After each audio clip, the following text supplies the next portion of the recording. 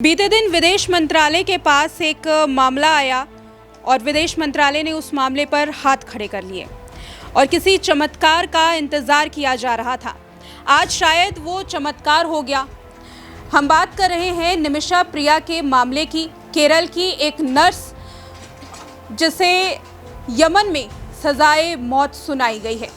आखिर क्यों, इस बारे में बताएंगे, लेकिन सबसे पहले आप ये जानिए कि लेटेस्ट अपडेट क्या है। निमिषा प्रिया जो बीते कई दिनों से ट्रेंडिंग चल रही हैं, भारतीय मूल की नर्स हैं जो यमन में क्लिनिक चलाती थी, लेकिन एक शख्स की जान लेने के आरोप में निमिषा को सजाए मौत यमन की निचली अदालत ने सुनाया। हैरानी की बात तो ये है कि सुप्रीम कोर्ट ने भी वो सज़ा बरकरार रखी और राष्ट्रपति ने भी दया याचिका को खारिज कर दिया।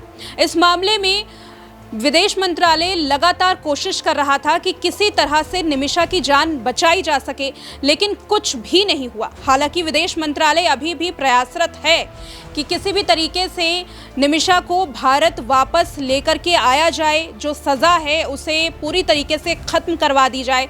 लेकिन आगे क्या फैसला कोर्ट लेती है ये तो यमन की अदालत ही समझ पाएगी बेहतरीन तरीके से।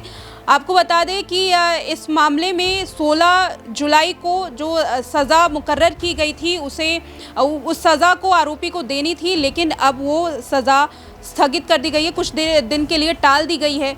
हालांकि कोर्ट ने अभी तक ये नहीं बताया कि क्या सज़ा हमेशा के लिए टाली जाएगी या फिर वो सज़ा सिर्फ कुछ दिन के लिए टाली गई है या आगे के लिए वो दी जाएगी। सज़ाए मौत की जो मुकर्रर की गई है कोर्ट की ओर से, वो निमिषा प्रिया के नाम उसी तरीके से रहेगी, आगे आने वाला वक्त बताएगा। लेकिन आपको बता दें कि इस मामले में क्या पूरी रिपोर्ट है, विदेश मंत्रालय की ओर से क्या कहा गया, भारतीय मूल की निमिषा कैसे यमन पहुंची और कैसे यमन में इस संगीन जुर्म को अंजाम दिया, उसके लिए ये रिपोर्ट देखिए। भारतीय मूल की नर्स निमिषा प्रिया फिलहाल बच गई हैं। निमिषा प्रिया जिनको फंदे से लटकाने का आदेश यमन की कोर्ट ने दे दिया था, लेकिन ये सजा टल गई। हालांकि सजा अब कब होगी इस बात की कोई भी जानकारी सामने नहीं आई है, लेकिन सबसे बड़ी हैरानी की बात तो ये है कि सजा आखिर टली तो टली कैसे। इस मामले में भारतीय सरकार ने हाथ खड़े कर लिए थे। अधिकारियों का कहना था कि आरोप इतने संगीन हैं कि किसी भी तरीके से बचाना बेहद मुश्किल है। हर संभव प्रयास करने की कोशिश भारतीय सरकार कर रही थी। विदेशी कूटनीति भी इस मामले में फेल हो रही थी। केवल चमत्कार का इंतजार था और वो चमत्कार हो गया। लेकिन ये चमत्कार कैसे हुआ, इसकी भी कहानी दिलचस्प है। फिलहाल भारत सरकार के अधिकारी अब इस सजा के टलने के बाद लगातार कोशिश कर रहे हैं कि निमिषा बच जाए। निमिषा की सजा टालने के पीछे कहीं ना कहीं भारत सरकार की कूटनीति भी शामिल थी, लेकिन चमत्कार से भी दरकिनार नहीं किया जा सकता।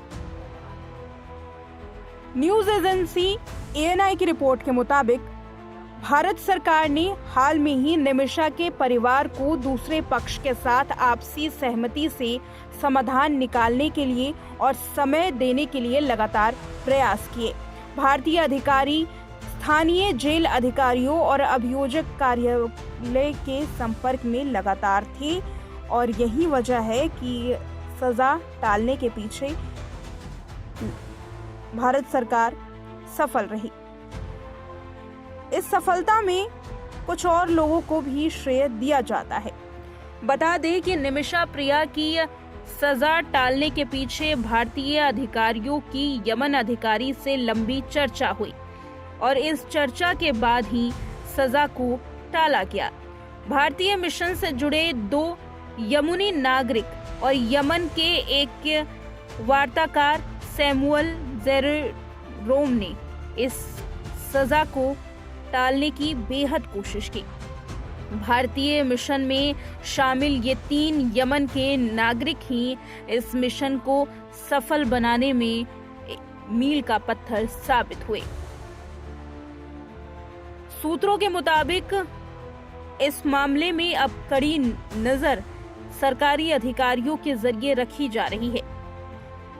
सरकारी सूत्रों का कहना है कि हम स्थानीय अधिकारियों और उनके परिवार के सदस्यों के साथ नियमित संपर्क में हैं और हर संभव प्रयास कर रहे हैं और इस मामले में नजर भी बनाए हुए हैं।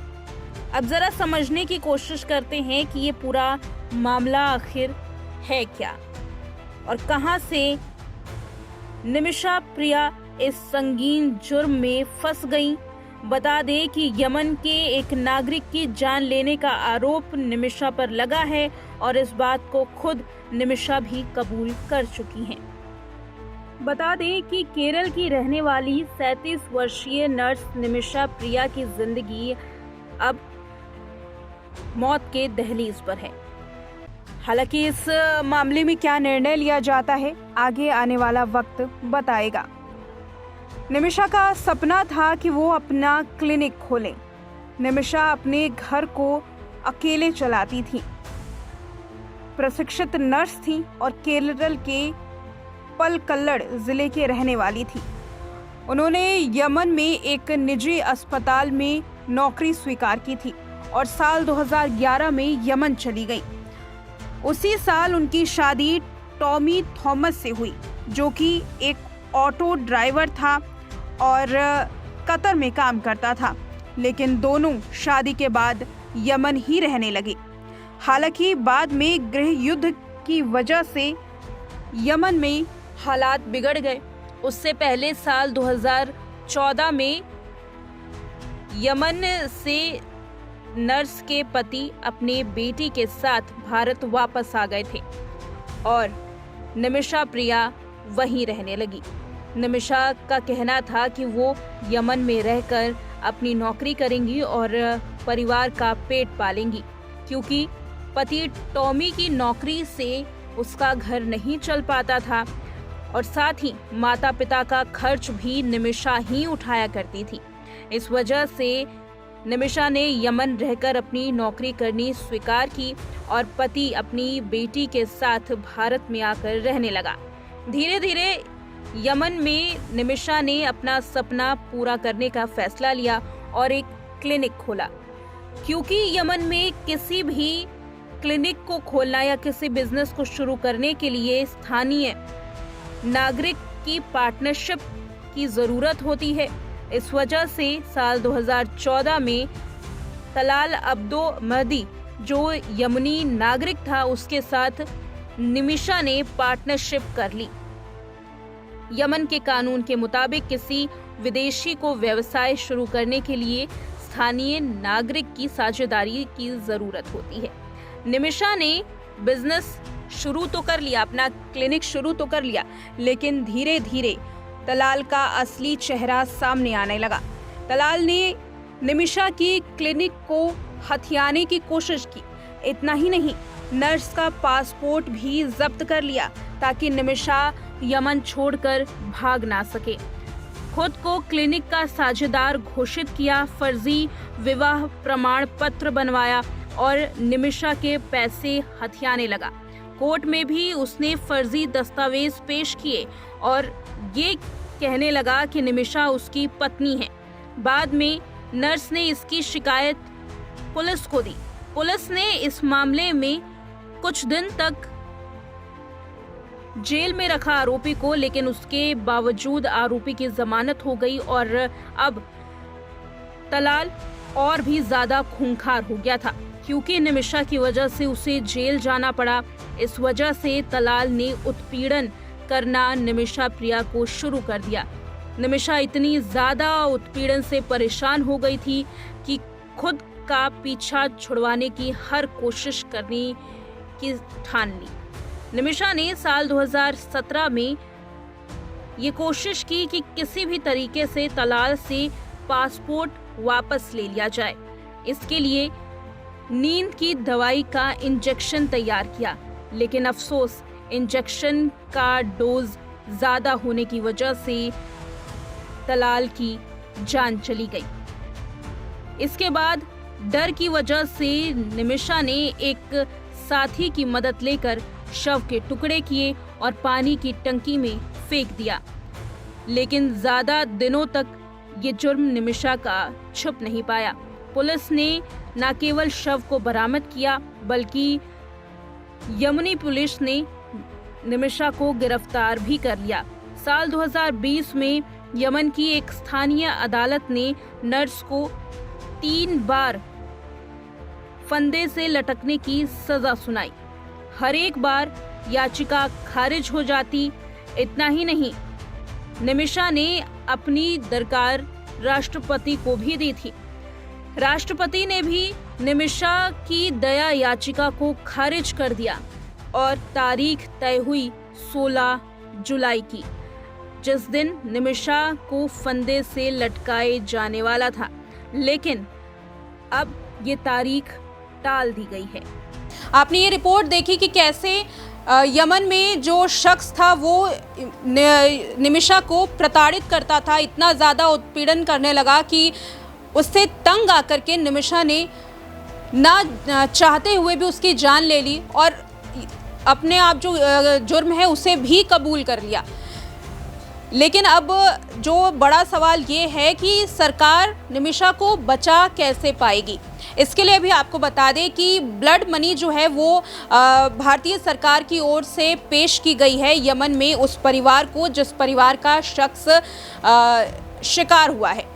ब्लड मनी क्या होती है? ब्लड मनी एक राशि है जो उत्पीड़ित परिवार को दी जाती है, उससे समझौता किया जाता है आरोपी और पीड़ित परिवार के बीच में कि इतनी राशि ले लीजिए और हमें माफ़ कर दीजिए। ये समझौता जो है वो भारत सरकार निमिषा प्रिया के परिवार वालों और जो पीड़ित है उसके परिवार वालों के बीच में करवाने की लगातार कोशिश कर रही है।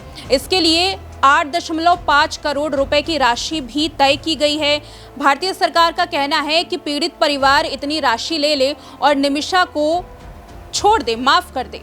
बस इसी को ब्लड मनी कही जाती है। ये ब्लड मनी यमन की जो कानून व्यवस्था है उसमें इसका प्रावधान है कि अगर किसी शख्स के साथ संगीन जुर्म हो जाता है तो या तो वो ब्लड मनी ले ले या फिर आरोपी को सज़ा दिलाने के लिए आगे सालों साल तक केस लड़ता रहे। खास बात यह है कि उत्पीड़ित परिवार वालों ने ब्लड मनी लेने से पूरी तरीके से इनकार कर दिया है। उसका कहना है कि ये उसके इज्जत का सवाल है और निमिषा को तो वो सज़ा दिलवा करके रहेंगे। अब देखना है आगे आने वाले वक्त में कि क्या भारतीय सरकार निमिषा को बचाने में कामयाब हो पाती है। आखिर में आपके लिए सवाल छोड़ जाते हैं कि अगर यही मामला भारत में होता तो इसे किस तरह से देखा जाना चाहिए था और भारतीय कानून व्यवस्था को लेकर के आप क्या सोचते हैं? कमेंट सेक्शन में अपनी राय ज़रूर दें। शुक्रिया।